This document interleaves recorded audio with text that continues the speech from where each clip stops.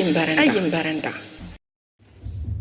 እናቴን ተመኘኋት በድርሰቱ ውስጥ ያለውን ይዘት በድምፅ ትረካ ረድኤት የምታቀርብልን የሚመስል ሲሆን በተውኔት ዳንስ ደግሞ ሁለቱ ወጣቶች በመድረክ የሚያሳዩን ይመስላል። ሁላችሁም በየእጃችሁ ላይ መጽሐፍቱ ስላለ ከተውኔት ዳንሱ በኋላ እንደምታጣጥሙት ተስፋ እናደርጋለን።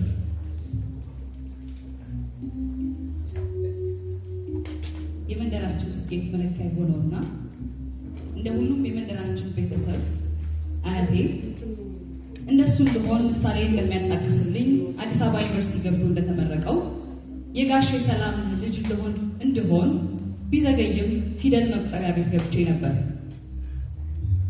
አንድ ቀን የጋሼ ሰላም ልጅ አገኘሁት። ስለ ትምህርት ጥቅም እሱ ለዓመታት የተማረውን ምራቅ ማዋጫ ፋታ ሳይወስድ መከረኝ። ከዛስ አልኩት። ከዛ ስራ ይኖርሃል፣ ደሞዝ ይከፈልሃል፣ ከዛ ሚስት ታገባለህ፣ ከዛ ልጆች ትወልዳለህ አለኝ። ከዛስ አልኩት መልሼ። ከዛማ በቃ ደስ ብሎህ ትኖራለህ። ከዛስ አልኩት ደጋግሜ። ቂል ነው እንዴ? ደስ ብሎ ትኖራለህ ታልፋ ደስ ብሎ ኖረህ ታልፋለህ። በቃ መጨረሻው በደስታ መሞት ነው አልኩት። ግራ እየገባው ያየኛል። ከመሞት በፊት ብዙ ደስታ አለው፣ ብዙ ስኬት አለው። ብዙ ጠፋበት መሰለኝ ዝም አለ። ያው የሁሉም ጥቅም ደስታ ማግኘት አይደለም። ደስ ባይሰኙም ወደማይቀር ሞት በደስታ መሄድ ስለው ይብስ ግራ እየተጋባ እሺ ቆይ ህልም ምንድን ነው አለኝ። የምን ህልም አልኩት። ስለ ህልም በትክክል እንደገባኝ እርግጠኛ ያልሆንኩትን ነገር ካስረዳኝ በኋላ ወደፊት እንዲሆንልህ ወይም እንድትሆነው ወይም እንዲኖርህ የምትፈልገው ምንድን ነው አለኝ። ወይን እሸት፣ የወይን እሸት ባል መሆን ስለው የነገርኳቸው ሰዎች ሁሉ እንደሚደነግጡት ደንግጦ ሐሳቤ የቂል መሆኑን በምሁር አንደበት ደጋግሞ መከረኝ።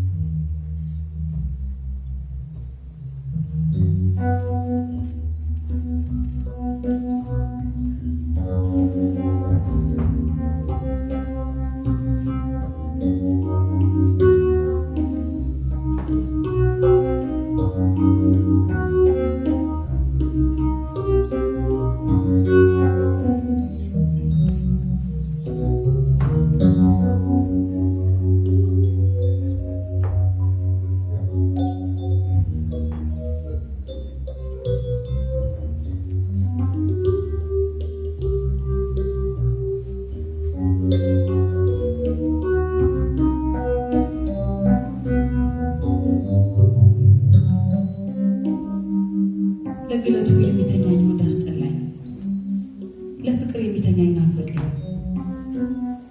ያለችኝ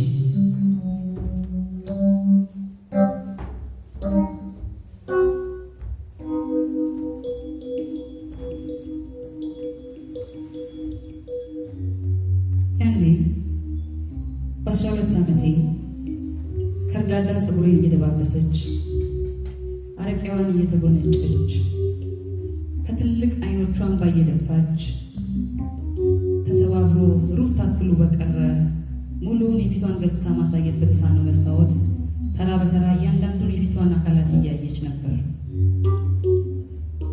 እንደነጥሩዬ በወጋጎቼ በማግስቱ ሞቴ ቢሆን ግድ የለኝም ብላኝ ነበር። በአይኖቿ ሩቅ እያየች እኔ ሳድግ አገባሻለሁ አልኳት የገዛለት ኪዳነ ምሕረት አንተ ምን ስል ሰማኸኝ ብላኝ ከተቀመጥንበት የበረንዳው ደፍ ላይ ዘላ ተነሳች። አንተ እናትህ እኮ ነኝ። በማን ሀገር ነው ልጅ አድርጎ እናቱን የሚያገባው? በል ግባና ምሳን ብላ ብላኝ ወደ ቤቷ ገባች። የማስበው ሁሉ የጥሩዬን ባል አክዬ ወይንሸትን ማግባት ነበር። የጥሩዬን ባል መንገድ ሳገኘው ቁመትን ለካካዋለሁ። ባል ለመባል ልደርስላት፣ በትልልቅ አይኖቿ ማልቀሷን ላስቆማት፣ የፊቷን አካላት ሁሉ በአንዴ የምታይበት መስታወት ገዝቼ ልሰጣት፣ ሕፃን አይጠጣ እያለች የምትከለክለኝን አረቄዋን የበረንዳዋ ደፍ ላይ አብሬያት ተቀምጬ ልጠጣ፣ የጥሩዬን ባል ለጥሩዬ እንደሚያደርግላት በእንጨት ማበጠሪያ የወይንሸትን ረጅም ፀጉር ላበጥርላት። ያኔ ባለትዳር የሆኑት የመንደሯ ሴቶች ባሎቻቸው ወይንሸት ጋር ሲገቡ አይቼ የማላውቃቸውም ጭምር ባሎቻችንና ባለገች ብለው የሚኮንኗት፣ በውበቷ እንደማይቀኑና የእሷን ያለባበስና የሹሩባ አሰራር በየቤታቸው እየኮረዱ እንደማይመስሏት ፊት የሚነሷት ውብ ነበረች። ያኔ በየጠዋቱ እያለቀሰች ሳላያት በፊት እንደ ሌሎቹ የሰፈራችን ሕፃናት እናቴ እንድትመስለኝ አያቴ የሚበላ ነገር ቤት የሌለ ቀን ወይንሸት ጋር ሄደ ቀማምስ ሲለኝ በጥቂት እርምጃ ከኛ ቤት የሚርቅ ቤቷ ጋር ሄጄ የምቅለሰለስ መብቴ እንደሆነ ሁላ ከተለያዩ ወንዶች ከወለደቻቸው 2 ልጆቿ ጋር ተቃምቼ ቤቷ የምበላ የልጅነት ባሏ ሞቶባት አዲስ አበባ ከርማ ስትመጣ ጠላ ቤት መክፈቷን የሚያወሩላት በልጅነቴ የሞተች እናቴን የምትመስለኝ እናቴ ነበረች። ያኔ ባል መሆን ምን እንደሚጠይቅ ባይገባኝም እናቴ በየቀኑ የሚያስለቅሳትን የባል እጦት መሙላቷን ሀሳቤ ነው።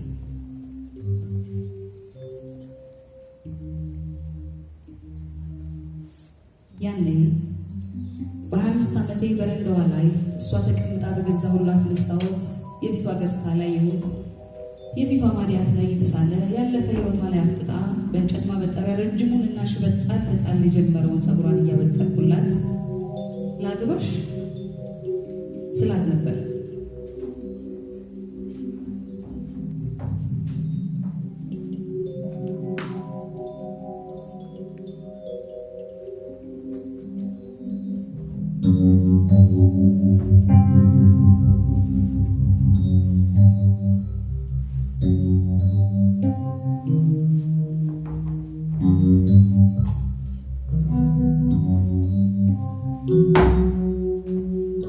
በጉልምስናዬ በበሽታና በሐዘን የደቀቀ ሰውነቷን መደቧ ላይ አሳርፋ በመስታወት ልታየው የማትፈልገውን የፊቷን ገጽታ በእጆቿ ሸፍና ከሚቆራረጥ ትንፋሿ እየታገለ በሚወጣ ቀሰስተኛ ድምጿ ነበር።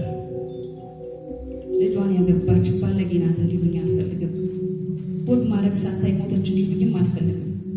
ሊቀብሩኝ ሲመጡ ሙሽራ ሆኜ ያገኙኝ አለች። በዚህ ቅጽበት የምላት ስላልነበር ምንም አላልኳትም። ለገላዋ የወዘፍኩትን ውሃ በርዤ ገላዋን አተፍኳት። የታመመች ሰሞን ታደርግ እንደነበረው ሰውነቷን እንዳላይ አቅሙ ኖሯት አትከለክለኝም። በአበባነት ዘመኗ እንደምታደርገው ሰውነቷን ውብ ጠረን ባለው ቅባት አሸውላት። አሁን ላግባሽ ብዬ ስማጸናት አሻፈረኝ ልጄ ነህ ያለችኝ ወይንሸት በሞቷ አፋፍ ላይ ቀለበት እንዳደርግላት ጠየቀች።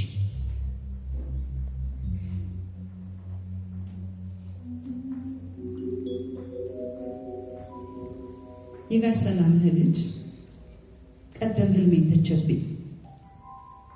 በተለያየ መኝታ በተለያየ እንቅልፍ ውስጥ አንድ አይነት ህልም እንዴት ይታለማል? የሆነ ሰው ያለፈበት መንገድና የደረሰበት ስኬት እንዴት የሌሎች ብዙዎች መንገድና መድረሻ ይሆናል? የሌሎች ብዙዎች ደስታ በአንድ ሰው መዳረሻ እንዴት ይጠፈራል? ሰው ሲይዘው ለማይረካው ደስታ፣ ነገ ለሚጠለው ፍላጎቱ፣ ነገ ለሚለጥጠው ፍላጎቱ፣ ጨብጦ ለማይበቃው በሽቃጣ ስኬት ህልሜ ነው ብሎ እንዴት ይሄዳል? መማር ህልሙ የነበረ ሰው ስራ ይሆናል የሚቀጥለው ህልሙ፣ ቀጥሎ ማግባት፣ ቀጥሎ መውለድ። ቅጥልጥል። እኔ ግን ህልሜ አንድ ነው፣ ወይን እሸት የእሷ ባል መሆን። በቃ ቅጥልጥል የለውም። የደስታዬ ጥግ የእሷ ባል መሆን ነው።